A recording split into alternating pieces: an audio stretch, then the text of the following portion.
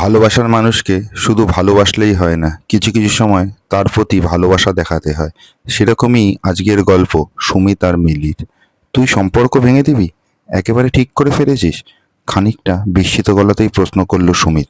মিলি সম্পর্ক ভেঙে দেবে এটা জাস্ট ভাবতে পারছে না ও।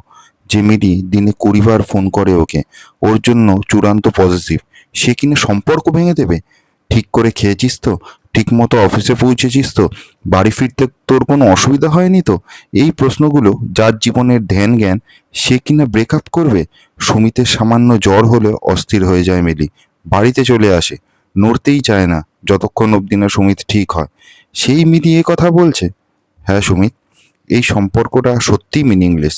তোর কাছে তো বটেই, হয়তোবা আমার কাছেও। তাই অযথা আমি নিজের আর তোর সময় নষ্ট করতে চাই না। মানে, আমি সত্যিই বুঝতে পারছি না যে, বলল সুমিত। আমি বুঝিয়ে বলছি। গত 2 বছরে আমি প্রতিদিন দিনে 10 বার তোকে ফোন করেছি। তুই খেয়েছিস কিনা, তুই অফিসে ঠিক মতো গেলি কিনা, তোর গলাটা ভারী শোনালে, তোর মুখটা বিষণ্ণ দেখলে বারবার জানতে চেয়েছি তোর কি হয়েছে, কেন তুই আপসেট। চেষ্টা করেছি তোর প্রবলেম শেয়ার করতে, ট্রাই করেছি তোর মুড একটু হালকা করতে।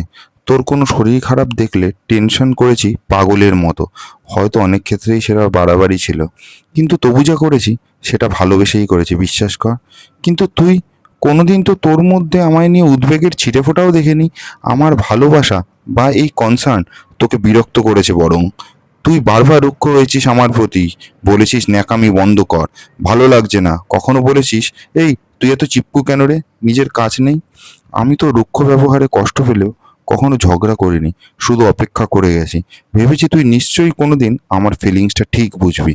কখনো আমারও ফোন আসবে লাঞ্চ টাইমে, তুই বলবি, কিরে খাওয়া হলো? ভেবেছি আমার মন খারাপের সময় কোনো একদিন তুইও বলবি, আরে এত মন খারাপ করে আছিস কেন, চল না একটা মুভি দেখে আসি। আমি এক্সপেক্ট করেছি হয়তো একদিন আমার অসুস্থতাতেও তুই বলবি চল ডাক্তার দেখিয়ে আসি। কিন্তু এগুলো কখনো হয়নি। বছর ঘুরে গেছে, সম্পর্ক পুরনো হয়েছে, কিন্তু তবু কোনো কিছু পাল্টায়নি। শোন, তুই জানিস আমি এইসব লোক দেখানো নাটক পারি না, কিন্তু তার মানে এই নয় যে, ফের খিচে উঠল সুমিত। লোক দেখানো নাটক নয় রে, এগুলোকে ভালোবাসার বহিঃপ্রকাশ বলে।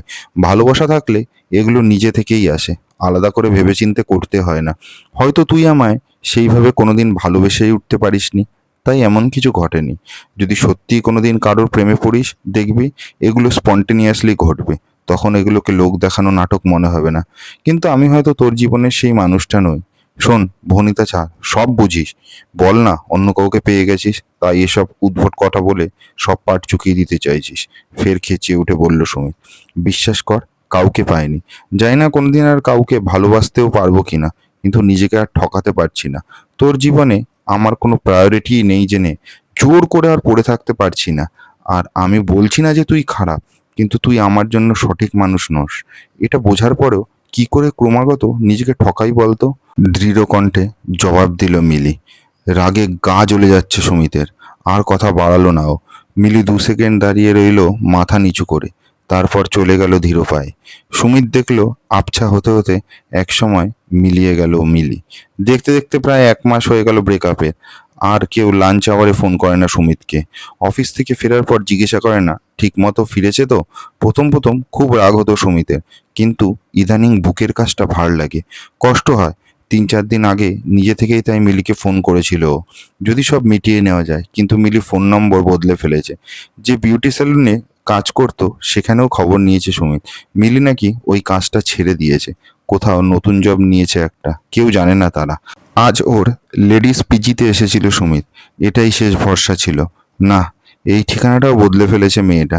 কেউ জানে না এখন কোথায় থাকেও। ভাঙাচোরা পিজি বিল্ডিংটার সামনে দাঁড়িয়ে ভ্যাবলার মতো দাঁড়িয়ে রয়েছে সুমিত মিত্র।